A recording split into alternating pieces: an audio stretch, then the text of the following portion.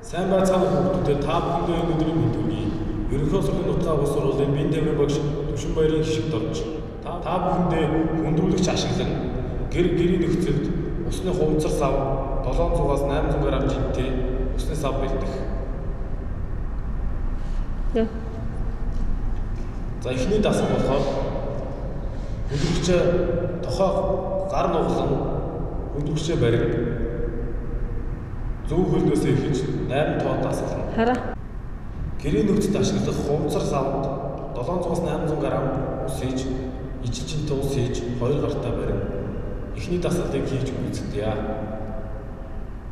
Эхний дасгал тохоо нуглан хүндрүүлэгчээ бариг зөв хөлнөөс эхлэн 8 тоо дасгал хийнэ. 1 2 3 4 5 6 7 8 За хоёр дахь дасгал маань бэлдэх байдлаас 1 2 3 4 5 6 7 8 За гурав дахь дасгал маань бэлдэх байдлаас 1 2 3 4 5 6 7 8 Дараагийн дасгал нь доошоо хөлнөглөж сууж бэлдэх байдлаас 1 2 3 4 5 6 7 8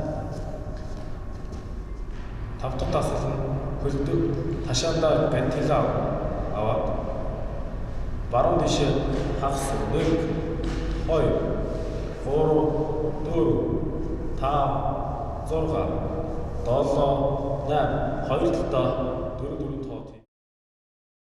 За 7 дахь дасгал маань зүүн дишээ хар зогсоод давшилтаа алхалт 1 2 3 4 5 6 7 8 хамуус үгүй 8 тоо дасгал матрасан дээр суу мөрөн дээр гантилээ барь доошоо хий 1 2 3 4 5 6 7 8 За бэлдэх байдлаа анхаарал тавьсан хүүхдүүдэд баярлалаа.